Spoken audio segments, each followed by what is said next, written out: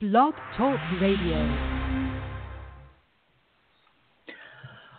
What's up out there, college football fans, and welcome to another edition of Quick Slants, the show where we talk about nothing but college football. I'm one of your hosts. I'm Dev McMillan, but I'm here with the star of the show. We got Fred Perdue in the building, but I only got three little words for you, Fred. What the hell? I'm still trying to figure it out, man. Last night, I woke up. I had a really bad dream. I had a dream that some long, blonde-haired, 19-year-old freshman just ripped. No, that was reality. What happened? I'm still trying to figure out. Saban got out Saban, and I'm just blown away. We got a lot to talk about here. All right, and everybody out there, if you're listening to this show, you have to know what we're talking about. If you happen to not know what we're talking about, and you live under some type of quarry of rocks, the number 2 team in the nation, the Clemson Tigers, took on the number 1 team in the nation, the Alabama Crimson Tide, the favored Alabama Crimson Tide, in the national championship game for 2019, and the Tigers literally destroyed the Tide. They rolled on the Tide, not roll Tide. They rolled the Tide with a final score of 44-16.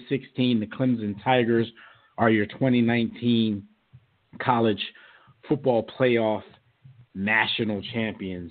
Fred, this was amazing. When the game began, you got the pick six by Clemson. You knew Alabama was going to come back hard. It seems for a little while, everything Clemson did, Alabama had an answer for it. So I would think, most of us probably assume, okay, if they're going to get into this back and forth with with Alabama, we all know who's going to be the last team standing. You really don't want to get into the back and forth.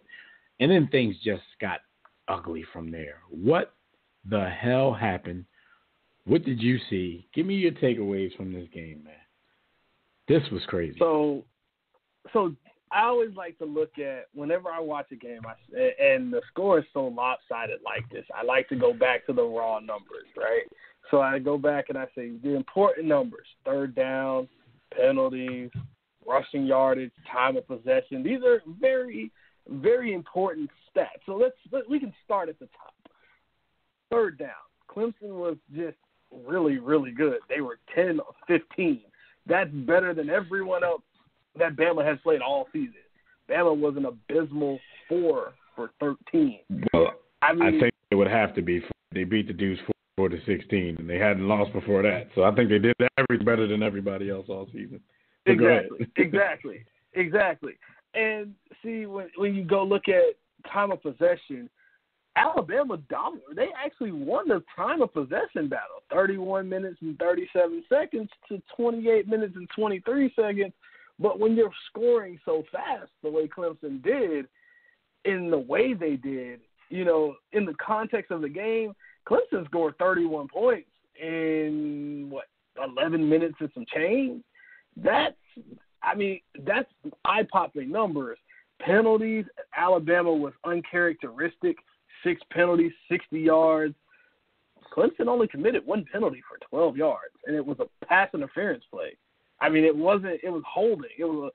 That's really their only real bad mistake. Alabama outrushed them. Alabama, they were very similar numbers in the passing game, especially when it came to percentages. They completed 8.2 yards per pass. Granted, Clemson won the turnover battle, but Alabama, they went 50% on third down. The numbers tell me Alabama should have been in this game. They completely it just made no sense. And I think the momentum started with that pick six. And it just seemed like every single time Alabama would get a fourth down, okay, we're lining up in Wildcat. I'm like, this is very uncharacteristic of Saban. The missed extra point, he yanks his kicker. He's not even worried about a kicker anymore. These are all things that just say Saban's unraveling, and this team looks just out of it. And by the way, I just want to throw this little nugget in there. Dexter Lawrence didn't play in this game. We were so worried about Dexter Lawrence, and I don't think they needed him. That is Clemson, that is. On the other side of things, Trevor Lawrence, the one question we had was, would the freshman finally look like a freshman? Trevor Lawrence looked like an experienced redshirt junior or a senior. I mean, when you watch this game, did he look rattled at all? Even when some things went wrong? Poised. That's the first word I thought of when you started talking about him. Poised. It looked Nick Foles-ish in the Super Bowl last year. And it was like every single time the pocket starts breaking down, he can slide left, slide right, step up, make a throw over the top. And I mean, to Justin Ford, who another 5-star receiver who just slips through the cracks. Like this is the great part about college football, is the recruiting part. So many people don't know who these guys are if they don't follow recruiting. But I mean, everything about this game said Clemson should have dominated this game, and they did. Well, Trevor Lawrence, 20 for 32, 347 yards, 3 touchdowns, 0 interceptions. We're talking about poise from a young guy. I mean, my man Sunshine was out there doing his thing. You know, I got to call him Sunshine because of the long hair. But it was amazing to watch. It was impressive, to say the least, because you watch Alabama all year. Hell, you watch Alabama for the last few years. Clemson is really their only Achilles heel at this point, because in national championship games, Clemson actually has the upper hand 2-1 so far. And they've split, playoff games, period, in the last 4 years. But when Alabama usually sees a little bit of adversity, when they see a little bit of adversity, which is a rare, thing with Alabama, they always come out of it somehow. You know what I'm saying? When they get pushed a little bit, they always make their run. They always make the other team make mistakes. They were dismantled last night, Fred. I'm sitting here, I'm like, I still don't understand it. Clemson is a formidable foe, so, I can't go as far as to say this is one of the biggest upsets in sports history or anything, of that. There's just a lot of hyperbole going on out there. I wouldn't say anything like that, but still, even if Clemson was to win, like, you people call scores like 35-31, 30-28, stuff like that. 44-16? Come on. They were that much better than Alabama last night? Yeah, it really, and see, for me, when I looked at play calling, and I said to myself, when I look at how Alabama the run game was working, and it was working very well. You had Najee Harris, 9 carries, 59 yards. Damian Harris, 11 carries, 57 yards. My math does me right. That's about 5.5 yards a carry. And Josh Jacobs comes in, adds in another 11 carries for 47 yards. You say, if I told you that alone, you're saying, okay, Alabama's probably winning this game. If I told you Jerry Jeudy, 5 catches for 139 yards and a touchdown, Devontae Smith added another 65. Irv Smith only got the ball 4 times in this game. 10 yards a pop. I didn't. Yeah, exactly. I mean, you're seeing the raw numbers tell you Alabama should have won this game, but silly mistakes, turnovers. When I look at Tua, he had 2 plays where the first one, he threw the pick 6. Okay, I can live with it. You can come back from that. But the other pick where he just threw it straight down the seam, and the safety just literally just eyeballed it. And it was just so bad. Both picks were bad picks because he could have just looked those guys off.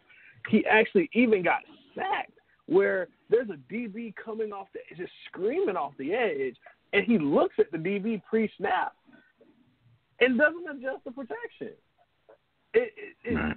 Tua didn't look like the Tua we saw early, and a few chinks in the armor. I saw a few of these chinks in the armor dating back to the Mississippi State game where and I think Clemson probably looked at that game a bit, where if you get a little pressure on Tua, despite the ankle and all of that, you put a little pressure on him because he doesn't like to check it down. You can really tell either it's him or it's the offense, but I think it's really more him. He's a gunslinger, and he has that gunslinger's mentality where I can fit anything into any spot, and you don't believe in just, death by 1,000 cuts. That's the difference between, your Montanas, your Bradys, guys like that. And I know these are NFL guys we're talking about, but even the Jake Fromms in college where they're okay with the 5-yard dump off versus I'm going to throw this between 3 guys and hope I fit it in there because my arm's so strong. Those are the little things, and even Trevor Lawrence did these things. Clemson played complementary football, gained momentum. They did all the right things, whereas Alabama, they were just so all over the place. Even down to, again, going for it on 4th down. How many times have you seen that happen in a game for Alabama where it's 4th down, and instead of and what really just I knew the game was over, where you come out in a field goal formation. You've gone for it twice in field goal range, and you've gone for it.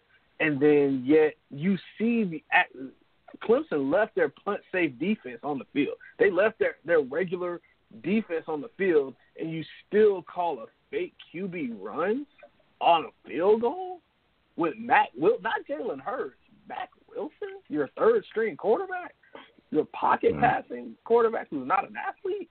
I don't get this. I don't get it. Maybe it was the Bird Box. Maybe it was his blindfold from Bird Box. I don't know. But it was really, really bad. Yeah, and Tua, for the game, he was 22 of 34, 295, 2 touchdowns, but the killer, 2 interceptions. And that's, going to the other side of Alabama's defense, what you see in the statistics that tell a little bit of the story, 0 sacks. And was there 0 turnovers? I know there weren't any interceptions, but I didn't miss any fumbles or anything, did I? Nope, no fumbles. Yeah, no so, turnovers. Clemson took care of the ball. Yeah, they took care of the ball. This couple times there were fumbles, they were overturned. So, right. I mean, the little chance of life you had, the refs took that back real quick. Right. So, before we, try to put a bow on this national championship and wrap it up, like, who else stood out to you in the game last night? Definitely Travion Mullen, number 1 corner. Man, he made play after play. He's the one. He actually he was the guy with the sack on Tua. When you're standing out like that old defensive line, got to give a big shout out to those guys. Isaiah Simmons at safety, he was a big time player. He's only a sophomore. He's going to be coming back, so you have big time play on the backside, on the back end of your defense from him. Also on the offensive side, Justin Ross, freshman receiver, six catches, 153 yards and a touchdown. He's a big guy. Amari Rogers, big time player. My guy Travis Etienne, who I was so pumped about him being my Heisman choice next year.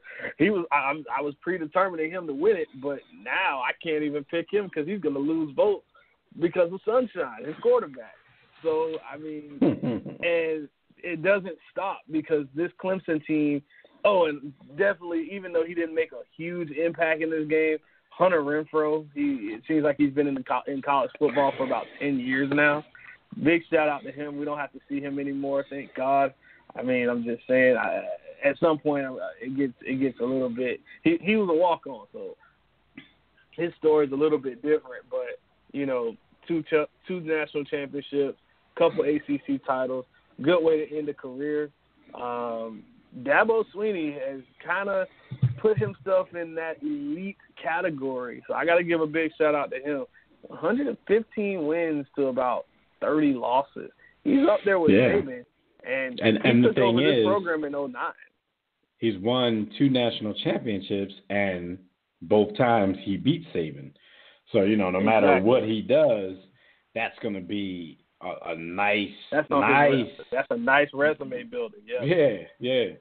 That's a nice notch on the belt because even when you got there, a lot of times a lot of people make their mark because you kind of find a year when the dominant team slips up and you don't have to face them, and so you grab your national championships or your championship in any other league against what most would consider weaker competition, but they're right in the thick of things right when the dominant team is still in the thick of things, and they've beaten them 2 out of 3 times on this national championship stage. So shout out to Dabo Swinney. Shout out to the Clemson Tigers. I heard a lot of Roll Tigers last night. I know Crimson Tide fans don't like that kind of talk going on, but this was one for the ages. Like, we're used to seeing great games in these national championship spots, even when Alabama is involved. They'll run through the competition all season and they get to the national championship game, and a team like Clemson, team like Georgia, they'll give them something. But I've never seen Alabama this vulnerable in a football game in years, in a long time. So, and just to give a little credit to Clemson, dating back to about week 5 where they played Syracuse, they actually played 2 really tough games early in the year. One against Texas A&M early in the year.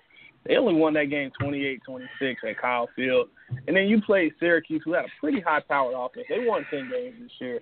And you won 27-23 a couple years after losing to them, because remember, when Clemson won the first time around with Deshaun Watson, they lost on a Friday. Actually, I'm sorry. They lost to Pitt that year and found a way to get back in it. The following year, they lost to this Syracuse team with Kelly Bryant on a Friday, and we thought, man, this team's going back to Clemson. And then we see now, the change. That was where the change to Trevor Lawrence came in about after week 2 with Kelly Bryant, and you could just see the difference in this offense. This team was the first 15-0 team since 1897, which we'll get into that in a minute because the 150th year of college football is upon us, and this is going to be a huge thing because, I've only seen about maybe, 20 years. I only remember about 20 years of this. So, but, I love this game, and when you talk history of the game, this team belongs in those halls of really great teams. The 06 Texas team, the 01 Miami Hurricane team, those Knoll teams of the 90s, those Gator teams of the 90s, heck, even the Oklahoma teams of the 70s and 80s. When you look at college football, you have to throw those teams in there. And the dominance that this team gave, because, their side of the ACC is not all that great, but when you see what they did in this playoff, they allowed 19 total points. They outscored opponents 74-19. That's Notre Dame at number 3 and Alabama at number 1. That says so much about what Dabo Swinney has built at Clemson and what he has sustained, because many teams, we saw Florida State build something and they didn't sustain it. And with Jameis and that 2014 team, we saw Auburn do it with Cam Newton, but they couldn't sustain it. Even Notre Dame, they didn't really sustain it long enough where it was year in and year out. Urban Meyer's been able to do it with Florida and Ohio State, but this Clemson team's been good. They've been in this thing 4 out of the last 5 years, and they've been right there with Alabama. And finally, they're on par now. Now, what happens? Do they keep it up, or do they fall to the wayside now that they have to go through that rebuild? Do they rebuild, or do they reload? That's the real question. Yeah, we will see. We will see, man. But I just can't. I can't express enough shock for how things went down last night. Like I said, even though I picked Alabama to win, I expected a good game. So it was just shocking. Did you Not expect shocking a track that they meet lost. after those first 2 touchdown exchanges? Yeah, after the first two, I thought. But like I said, I thought it was going to track meet for a while, and then Alabama would find a way to make them make a mistake or two, and possibly pull away, get a 1-score, maybe 2-score lead, and end the game. Like, I really didn't expect Clemson to just run away with this thing. So, it's good to get surprises sometimes. I wish it would have been, a surprise as in a closer game. But it is what it is. And again, shout out and congratulations to the Clemson Tigers, the Clemson University, Dabo Swinney, whole Clemson Nation, man. So shout out and congratulations to those guys. So, with that being the last game, the official last game of this season, it's already time, and it's probably way too early for a lot of people, but it's already time to start looking forward to next season. So that's why, Fred, I want you to give the people your way too early top 5 for next season, for the 2019 season. So, who you got? Top 5, way too early. All right. So we can start this thing off at 5 and work our way up to number 1. At number 5, and this one might be a little bit of a stretch, but I'm throwing the Texas Longhorns in this one, and that's over a very loaded Texas A&M team that's coming back, a loaded Oklahoma team, which I'm just not sure about their quarterback situation, because you have a true freshman coming in and Spencer Rattler, who's the number 1 quarterback in the country coming out of high school, but then you also have Austin Kendall coming in, so you don't really know where that's going to go. Over a Florida team, they have a few questions. So all of these teams have questions, yet this Texas team, they have momentum and they look real. And I just don't trust Notre Dame to keep this up. Otherwise, and they're that team that's just right on the outside looking in at 6. If it was just to have a honorable mention, but this Texas team, they return their quarterback and Sam Ehlinger. You have a pretty good head coach. You're losing only a few guys, but you're returning 6 guys on offense, 3 guys on defense. You had a 10-4 season. You beat Georgia. You have all the momentum coming into next year. And by the way, your quarterback just said, Longhorn Nation, we're back. So now that you put those expectations out there, now you have to live up to those expectations. So at number 5, I have Texas. At number 4, I have Ohio State. You're losing Dwayne Haskins. The news dropped today that they're losing him to the NFL draft. You're losing Draymond Jones. You're losing Nick Bosa, which he wasn't really a factor this year.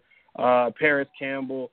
You're losing a ton of guys. Michael Jordan, not the basketball player, but the center offensive line on their offensive line. And you're losing the mastermind of all of this, Urban Meyer, which I still think he'll have his fingerprints on this team because he is to the AD. What are the odds that he'll actually happen to show up to football practice every so often, especially on a big game, maybe like Penn State, Michigan? Good old Urban will stop by. So, and you have a quarterback change with Justin Fields coming over. He may get the hardship waiver, so he may be fighting good old Tate Martell. You know, your boy Tate Martell is in line for this QB job. So, and Ryan Day set this offense up. So you have you have this Ohio State team rebuilding, not reloading. Reloading, not rebuilding. At number 4, at number 3, and this might be a little bit This was before the offensive coordinator decided to leave. But number 3, Georgia, you have Jake Fromm coming back. You have Isaiah Wilson coming back on the offensive line. You're losing DeAndre Walker. You're losing DeAndre Baker, Terry Godwin, Elijah Holyfield, Isaac Nada, Riley Ridley. You're losing a ton, but they've recruited well, so now the recruiting rankings have to show up. Will Kirby Smart's recruiting really make a difference? Jake Fromm has one. This is probably his last year coming in. They were 11-3. They lost to Texas, and you're wondering how can they be below Texas? The recruiting. They're in the SEC. They have so much talent coming back, and the one good thing about them, they host Notre Dame on September 21st and Texas A&M on November 23rd. So they're gonna have. They only have 4 true road games, so that really goes into how that goes. And they have a couple good freshmen that have got a lot of good experience, and like Tyson Campbell, the defensive back from last year, who's the number 2 corner. So Georgia is right there at number 3. Of course, we know who number 1 and 2 is. Alabama at number 2, 14-1. They're returning 8 starters on offense. They're returning 9 starters on defense. They're losing Damian Harris. They're going to probably lose Josh Jacobs, Isaiah Buggs on defense, Christian Miller on defense, more than likely Mac Wilson on defense, Quinnen Williams, Raekwon Davis. That's a lot to lose, but we know what this team is about. Nick Saban has already forgotten about last night's game, and he's working on the 2019-2020 season. He's going to wrap up recruiting on the official signing day, and this is going to be the time where in the spring, Tua doesn't have to worry about Jalen Hurts anymore. We don't have to worry about QB battles. We know that this team they also lost their offensive coordinator, Mike Locksley. So Dan Enos, their quarterback coach, is going to be taking over play calling duties. And quarterback coach, his job there is secure. Defense is going to be the question. This year, secondary was a question. They were young. Now the front seven is going to be a problem, but they recruited well, so those recruiting rankings will have to show up big time for them. They have some big matchups coming up, so they'll be able to see what they can do going forward. And of course, your number 1, the Clemson Tigers. What else can you say? A 15-0 team. They beat Texas A&M. They beat big name teams this year, and they found ways to win. They do play Texas A&M again at home this year, part of that 1-1. And they do play South Carolina as their non-conference. They'll be overwhelming favorites in probably the majority of their ACC games. So with Florida State being down, Miami being down on the other side, Louisville being down, Syracuse will be down because they're losing a ton. So they're not losing a lot. They'll lose the defensive line. They'll lose Mitch Hyatt, but they return 8 on offense. Travis Etienne, Trevor Lawrence is coming back. Justin Ford is coming back. Amari Rogers, T. Higgins, they're loaded still at the skill positions. So, this team is still poised to make a run at this thing and make a repeat and possibly win 3 out of the last 4. So that's my top 5 going into next year. And 2019, 2020 is 150 years of college football greatness, and I can't wait for it. All right, and there you have it. The way too early. Top 5 going into next season. Folks, you all know this is our last, not our last show, but our last scheduled weekly show of the season. During the off season, we do give you quick slant episodes here and there when something really important happens, and we got to get that news to you. But this is the last time for a while that you'll catch us 1 episode per week. But look, this is Fred's time to sit and marinate, and once we get closer to the season, he's going to start chomping at the bit. I know this guy. So we'll be back at you next season with, even more college football action, even more in-depth analysis. But like I said, you will hear from us throughout the off season. Fred, you have any parting shots After this wonderful college football season, any parting shots before we roll out? This one was amazing, man. It was so many twists and turns. So many teams did so many great things. We got to see a 5'9" quarterback just completely obliterate every offensive number that we can think of. We saw Alabama go down. I mean, Clemson slayed the dragon, and they didn't just slay the dragon; they cut the dragon's head off and threw it in the ocean. I mean, you saw so many storylines. Whether it was Nick Bosa, just pretty much quitting on the team.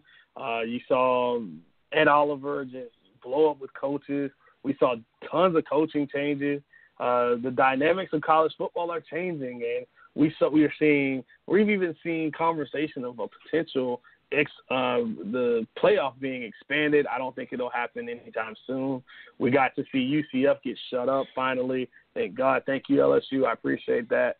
But I'll take a couple weeks off, maybe a couple months off, and then I'll take about a month off of this thing, and then we'll get ramped right back up for spring football. We always have the NFL draft, so I'm following these guys from their college days to going on to the pros. So the job never stops, but I'll take a little bit of a break. No doubt. But during this off time, you guys know where to find us. You can find us on Twitter. You can find us on Facebook. You can find us on the War Room Sports Game Time group on the GroupMe app. We'll be somewhere talking about something in the world of sports. But like Fred was saying, this was a great college football season, and we can't wait to get back and do it and get you guys next season. So what we tell you guys about this time. This has been another episode of Quick Slants. From my partner, Fred Perdue, I'm Devin McMillan. Like we always tell you guys, don't accept mediocrity. Be steadfast in the war against ignorance. And we'll see you chumps on top. Until next time, peace. War Room Sports, www.warroomsports.com. What? Ain't no more to it.